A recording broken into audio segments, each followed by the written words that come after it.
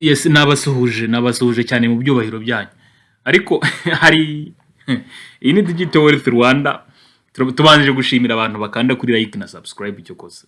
Ni rwose Imana ibahe umugisha. Ariko uzi ko hari abantu ntubona iyi mituku mubona hano?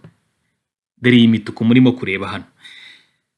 Ni ukuvuga ngo izi meme coins zirimo ziragwa. Ubu none tuvugana nge namwe rwose ubu nako ndimo kubagezaho iki kiganiro zirimo ziragwa rwose. Ubwo se umuntu ashobora kwibaza ati se ibi bintu kuki bivuga numva ufite morale muri wowe? Mu by'ukuri reka nze mbereke gatoya. Ni ukuvuga ngo reba bitcoin ukuntu imeze. Ni ukuvuga ngo uhereye hano hejuru, nubwo wenda ndimo kurebera muri time frame ntoya y'isaha imwe, ariko ni ukuvuga ngo bitcoin yaramanutse ikora iyi ni impassive move, habaho retracement, harongera habaho indi impassive move, harongera haba retracement kanigize gato hejuru, harimo kubaho impassive nanone. Ni ukuvuga ngo mu by'ukuri iri soko urebye bishobora kurangira ribaye neza trending market iri down trend, ufite down trend move.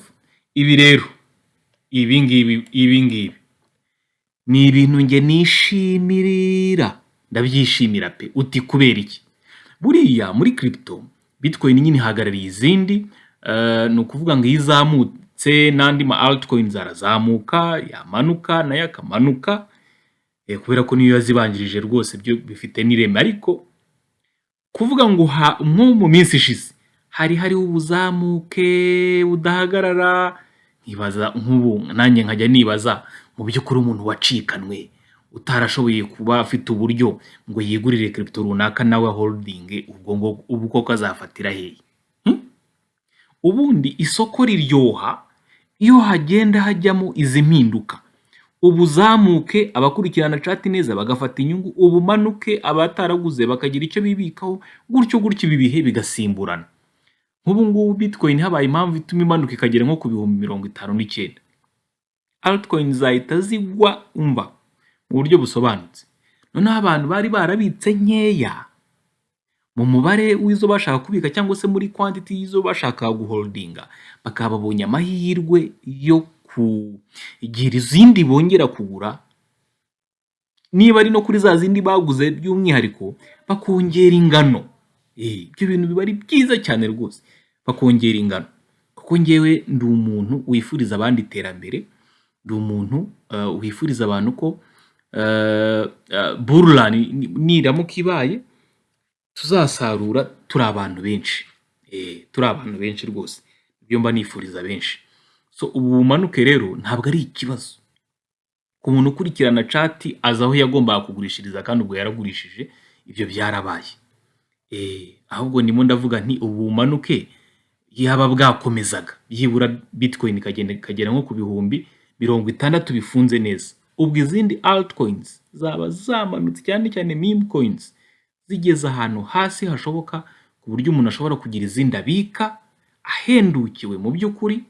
Noneho ubuzamuka kubera ko byanze bikunze n'ubundi buzongera bubeho, ni ikibazo cy'igihe no kwihangana, umuntu akazagira ukuntu asarura.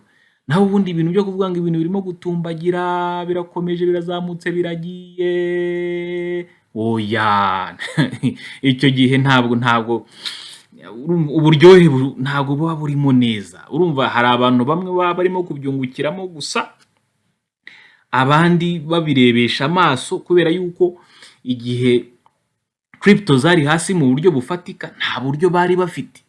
Muri no si ibintu ibihe bigenda bihinduka. Hari igihe uba umeze neza uyu munsi, ejo bikanga, cyangwa ukagira ibintu bigutwara amafaranga, urumva bikarangira udasaguye nk'ayo kwigurira asset nk'izi ngizi. Urumva rero kuba habaho ubusubire bw'inyuma ni ibintu by'umumaro mu buryo bukomeye. So ubwo rero icyo nagira ngo mvuge, hari ahantu mu by'ukuri umuntu ashobora gukura igishoro, ariko aya makuru ngiye kuvuga yo ntaya areba abantu baba risk taker, ba bantu nkanjye mbese, abantu baba risk taker nkanjye, abantu b'abanyabwoba bavuga ngo ni bya bindi ngo ukwezi ngo abiri ngo birahita bigira. birahita bigira kandi bimaze amezi arenga 4 bihari abandi babirimo. Biragira ikibazo se kuko ari wowe uje uravumye se? Mujye mwibaza utubazo nk'utwo. Kuki ibintu byagira ikibazo wowe uje kandi bimaze amezi 3 4 abandi basarura bitagize ikibazo. Nge nubwo challenge zibaho hano mu isi ariko ngerageza kuba optimistic kuko bavuga nti byakwangira na hariya n'ahandi ariko hari aho bizakundira byanze bikunze. Reka turebe muri daily time frame urebe. Urayibona ukuntu Bitcoin irimo iritwara? Iyi ni downtrend move, kategereza amaherezo. Gusa nge ku bwanjye numva byaba byiza ikomeje imanuka. Ubwo hari n'abandi bifuza ko isubira ejo. So ubwo rero icyo nagira ngo mbereke no kuvuga ngo reba nk'izi crypto.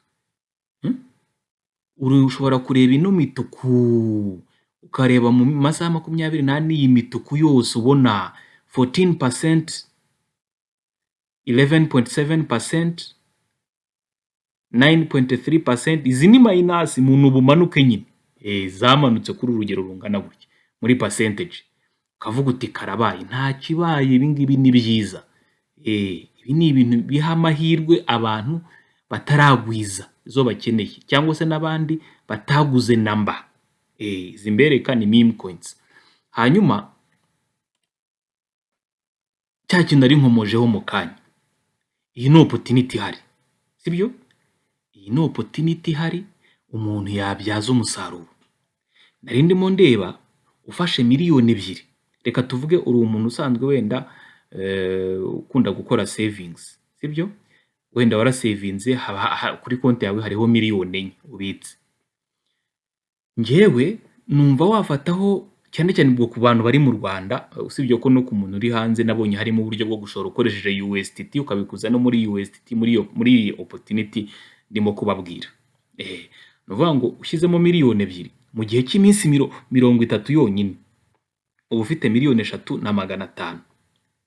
Ubwo rero benshi bagiye gukerensa ngo se ngibyo nibyo, ngo se ngibyo birashoboka. Iyo opportunity urumva isanzwe ihari kuva mu kwa 10 abantu bayibyaje umusaruro. Mu kwa 11 mu Rwanda niho harimo abantu biyemeje bashaka ibyangombwa kugira ngo ikorere inaha mu Rwanda. Urumva igira nuko itanga umusoro. Ibi bintu se si risk? Yego ni risk, ndabyemera ko ari risk, sibyo? Ariko ngewe ntekereza muri isansi ivuga ngo none se ntabikoze bigakomeza bigakora. Noneho undi nawe akaba afite indi mindset ivuga ngo none se mbigiyemo hakaza ikibazo. Hari abantu bateye batyo, nge ntabwo mbarizwa muri abo, sibyo ko ndabizi no mu bankurikira no mu bazareba ino video harimo abazaba optimistic bakareba mu yindi sense iri positive bakagira icyo babikoraho. Aba risk taker bari ku rwego rutandukanye. Umuntu aramutse yubatse etage, urumva hari umuyobozi wo hejuru wamwijeje yuko wo muri leta n'urugero ko azahita abona abakiriya baza kuyijyamo hakorerwamo amanama n'ibiki. Urumva donc urumva iyo etage ibaye fréquente, no kuvuga ngo ifite clientèle, bivuze ngo izaba irimo irinjiza, bizaba ari byiza. Agashyiramo ingufu mu kuyubaka, yayuzuza neza finissage irangiye, bagatangira kuza wenda na babana hashira iminsi mike bakagira ikintu apfa gato n'abayobozi wenda kubw'impamvu runaka ibintu byo mwisi birahinagurika, bagahita bamwima cyakiraka.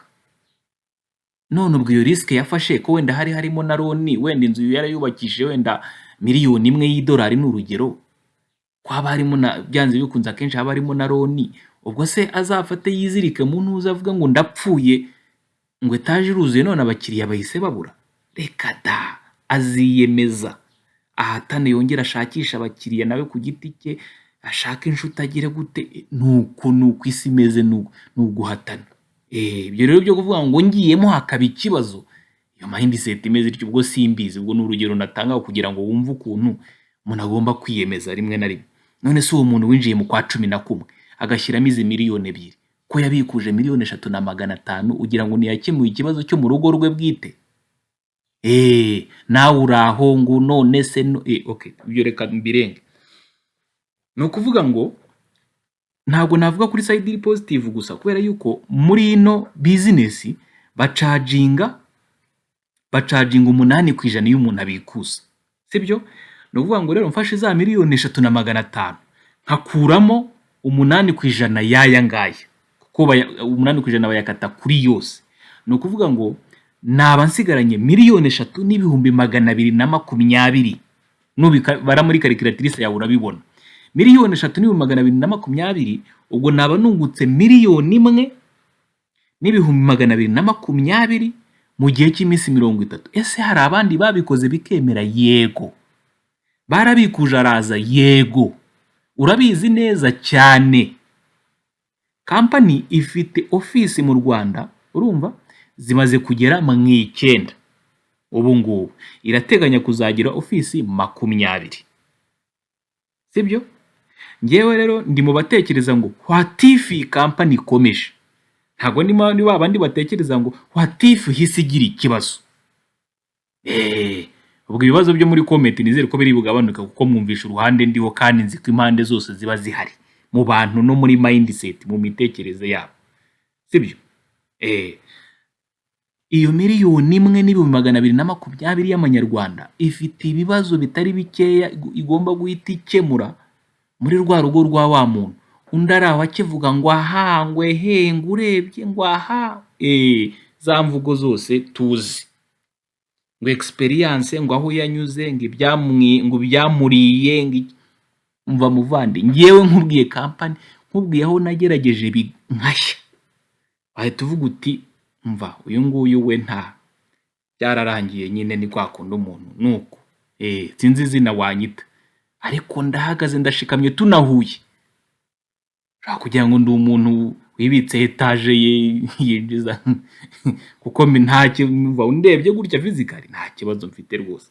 Witeka aca inzira atari inzira, ntago ngende ndi wa muntu wiheba. Sibyo? Ubwo rero nari mvuze mu minsi 30, reka turebe mu minsi 90. Mu minsi 90 ni miliyoni 8,300. Ese kuva business yabaho ubu buryo bwari buhari? Ese hari uwashyizemo ebyiri agakuramo ya? Yego. Yarabikuje biremera cyane. Ibyo ndabikubwira nk'uwabajije abambanjirije, ntago ari ibintu mpimbira aha ngaha. Sibyo? Ntago ari ibintu nje guhimbira hano. Ubwo rero muvandimwe, nureba muri description urahabona link, ukandeho wiyandikishe. Ubwo ndabwira aba risk taker nibo message ireba. Ntabwo ari online gusa, n'ahandi hose iyo twagiye muri business iba ari risk. Ariko iyi ngiyi kuri twe twayigerageje, nge ndabona birimo kwemera. Kumbwira ngo imbere rero nibitemera, nge ntabwo nerekwa hazaza. Ariko ndabona company niba ishaka gufunguza office nyinshi nkuko mubare nawe ubabwiye, ubwo hari intego. Nkumva hari n'ukuntu yabikoranamo, yaba yubahiriza ibisabwa ku byo abayobozi bacu donc bayikeneraho. Sibyo? Ubwo rero wamara kwiyandikisha ukoresha nimero yawe ya telefone mu gihugu cyose waba uherereyemo n'umubare w'ibanga, ugashyiraho umubare w'ibanga uri strong. Ibyo wabikora, hanyuma ugakora investment ukoresheje USDT cyangwa se amafaranga ava kuri mobile money. Icyo utakumva ukansobanuza, nongere mbisubiremo. Ibi ndimo ndabibwira abantu b'aba risk taker, abantu bemera gufata risk. Ntabwo ndimo ndavugana n'abantu b'abanyabwoba, nagerageje kubisobanura bishoboka byose. So ahangaha rero ni muri long term investment, ni mu gihe kirekire. Ariko harimo n'izindi VIPs cyangwa izindi package umuntu ashobora guhitamo mu gihe gitoya, uvuga uti reka nshore mu gihe cy'iminsi 10. Babandi bavuga ngo ntawamenya 10 nirangira ndakuramo itwange twose, ndakavuga ati iminsi 20 nirangira ntwara utwange twose, gutyo. Muri izo office 9 zihari, 2 muri zo nge narazisuye nganira n'abazikoreraho. Mu by'ukuri icyo nabonye nuko aba bantu bazikoreraho nta gihambaye babo bagufasha, usibye kukurebera tubazo ngo muri systeme wenda wagize akabaza kanaka, bakagufashije kumenya aho bakubariza nk'umuntu usanzwe urimo imbere n'iki. Ariko ibindi bintu byo kuvuga ngo barakwizeza sustainability cyangwa se uhasanga ibindi bitangaza, bya product cyangwa ikindi woya nibyo nta bihari. Mba ngerageza kubabwiza ukuri. Nta bihari ibyo ngibyo. Ni utubazo two muri system bafasha umuntu gusa. Icyo cyo nakimwe naracyurumaritse, ariko no kuba na office zikora utwo ngutwo ibyo ngibyo nazo zihari, cyangwa se ku muntu wenda mushyashya uje ukeneye amakuru ashaka kumenya uburyo yakinvestinga n'uburyo n'aya kwabikurika n'iki n'iki, ibyo nabyo barabigufasha. Ariko njyewe urimo gukora ino video nuko business nafashe risk nyirimo, nashoyemo, nagiye mbikuzamo, mbyumva ukuntu bigenda.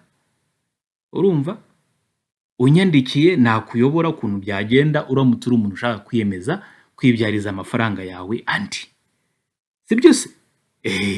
Ya byose ukurikije uko nagiye nsobanura urumva ko ibi bintu mbyumva. Ubwo rero ako kari akanyuzemo. Aya mafaranga rero wayabikuje inyungu zawe zaje muri uko kwezi kumwe cyangwa se amezi 2 cyangwa 3 n'iki, donc nakwifuriza yuko wagura crypto. Sinzi niba wenda izo nyungu zawe zizaza nawe birimo kumanuka nka kuriya mbonye bimeze neza, donc crypto zimanuka, ariko nibihurirana nuko nawe zirimo kumanuka, rwose uzagira izuguraho. Niba ubona utabyumva uburyo waziguraho, uzanshake tuhure nkwereke ukuntu ibintu bigenda, kuko ziriya nazo ni izindi asset umuntu yakibikaho mu mwaka umwe gusa 2 hakaba hagize igihinduka mu bijyanye n'umusaruro. Sibyo, n'umusaruro. Ndumva bisobanutse. Kanda kuri like na subscribe kugira ngo amakuru yo kuri iyi channel ajye akugereraho ku gihe. Turi kumwe cyane.